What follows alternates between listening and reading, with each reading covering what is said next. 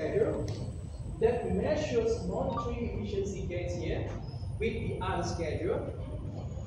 This one, the FL, that measures economic stability loss here. Bring them together. And this is what we got. Gains, losses for the member country. Okay? And here remains the same, the degree of economic integration. We have the GG schedule here, we have the LL schedule here, and the crossing point, point 1, this is the balance of gains and losses, right? The balance of gains and losses. It's quite impossible for countries that just gain without loss.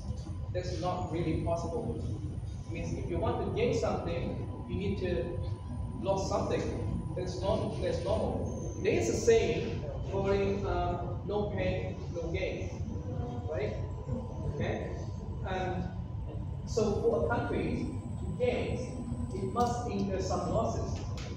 But there should be a balance between gains and losses, like point 1 right here. This is a point, it indicates this level right here. This is the requirement.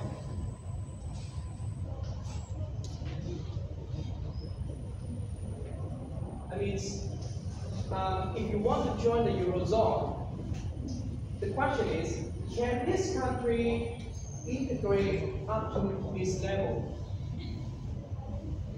Do you have the capacities to integrate with other Eurozone countries up to this level? That is the question. Okay? If you consider like nowadays, you can consider Ukraine. Do you know how Ukraine looks like today? The country seems to incur a major crisis, right? Major crisis. The question is, Ukraine also wants to join the European Union now, hopefully with the use of euro also, okay, in order to restore the economy. But the question is, can Ukraine integrate other Eurozone countries up to this level, where gains is equal to losses? There is a balance of gains and losses. Can or not? It seems to be less possible because Ukraine suffering loss more than gains now. Loss more than gains is somewhere here, meaning I can plot this area, maybe this area, okay? This delta right here, right?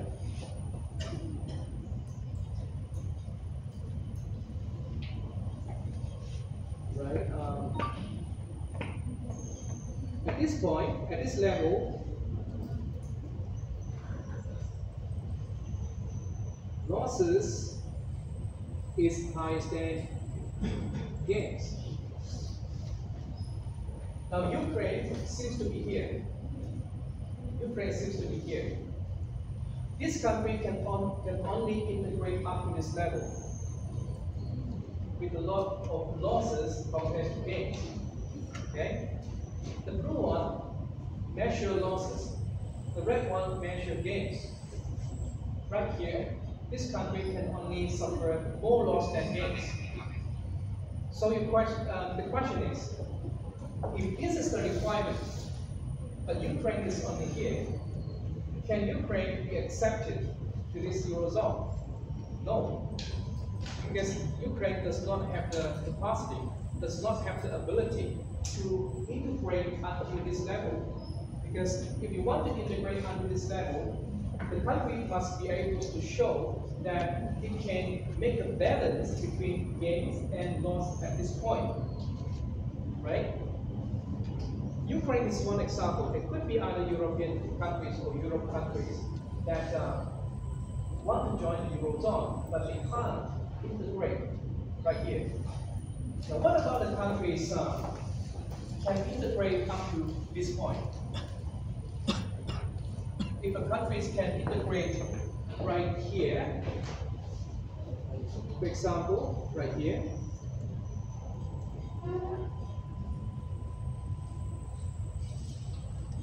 this area means gains is more than losses, right? This means if the country can integrate up to this level, this country has more than required resources to integrate. What can this country do is, the country can reduce some gain moving to from this point until here, one, to reduce some gain in order to help other member countries. Okay? Another question come up. Is this country willing to reallocate the gains to help other countries? That is another question, right? Therefore, to integrate within a Eurozone is not easy. There have to be a lot of things to consider, and this is the basic requirement. Gains and losses are balanced. That's the basic requirements for a country to be qualified to join the Eurozone and to use euros.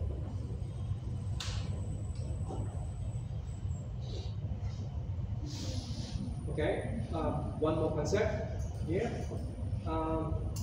We consider a situation, a change in potential member countries' economic environment can change the magnitudes of losses and gains from being a member. Yet, just now I show you here, this point is the basic requirements to join the Eurozone, but it doesn't mean this requirement is static forever. It can change. This basic requirement can change, sometimes going down, sometimes going up. If a country's economic performance is quite good, then the degree of integration will become higher. Okay? For example, here, let's see this one, this example. If the country is associated with greater demand for its export here, the LL schedule can move further away from point of origin, such as LL2 in the following figure, just like this one. Okay? The LL schedules shift to the right side. Now what happens is, this generates a tougher circumstance of unstable output and unemployment that the country faces when joining the Eurozone in terms of fixed exchange rate. What it means is, when the LL schedules shift to the right side, like this one, point 1 will move to point 2, and from point 2, this new balance, the new balance, shows that data 2 is the requirement now, meaning the requirements has increased. The requirement, this is the initial requirement, and this is the new requirement. See this? When the country's economy performs better, the requirement for the countries to integrate with Eurozone will become higher. Okay? Just like entering university. If you want to enter the University of Cambridge, for example, the requirement is much higher, correct? Yeah, and only the genius can enter Cambridge, I believe. And near to genius, almost crazy something. Just joke, just joke. But yeah, it's yes.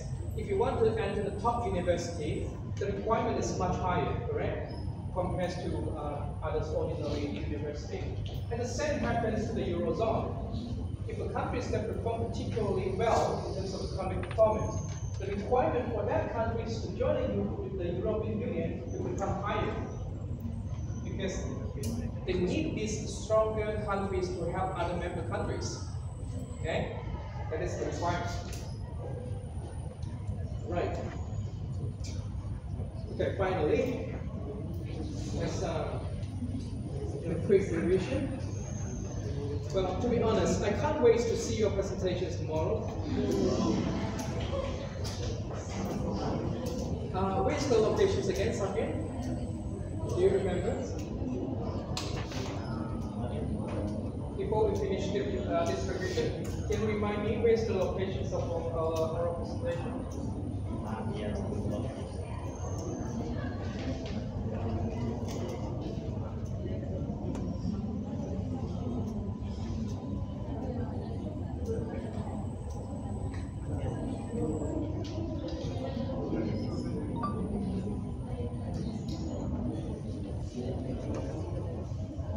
Last time we used BP, our midterm.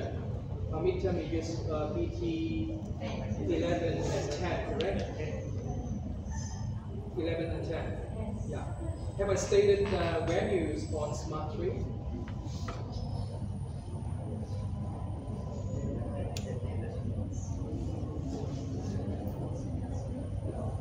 Okay. Don't worry about the phrase.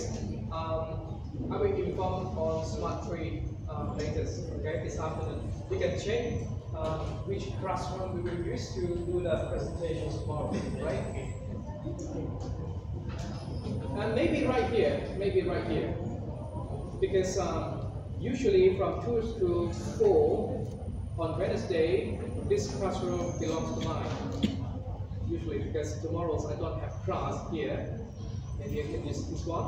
I will check again later and upload the information on Smart 3 later. Let's check there.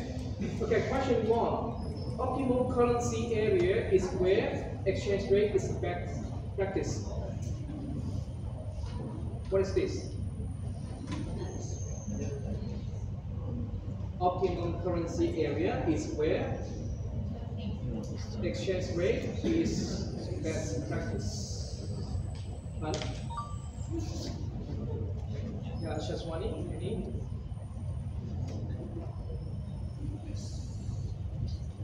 Fixed exchange rate. Oh, come on, I mentioned multiple times early in the introductions. Yeah. Okay. Number 2, the official currency of European Union is Euro. Okay. The degree of economic integration is dependent on the balance between economic stability loss and monetary efficiency gains. The GG schedule depicts the relationship between economic integration and economic stability loss. Okay? And the last one, the LL schedule depicts the relationship between economic integrations and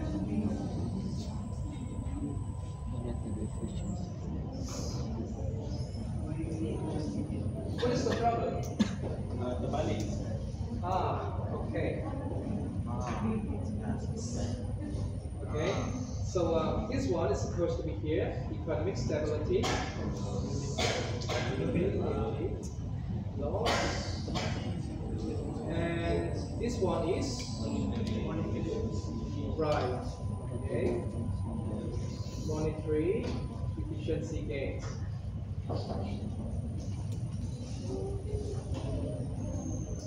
Okay, right. Complete.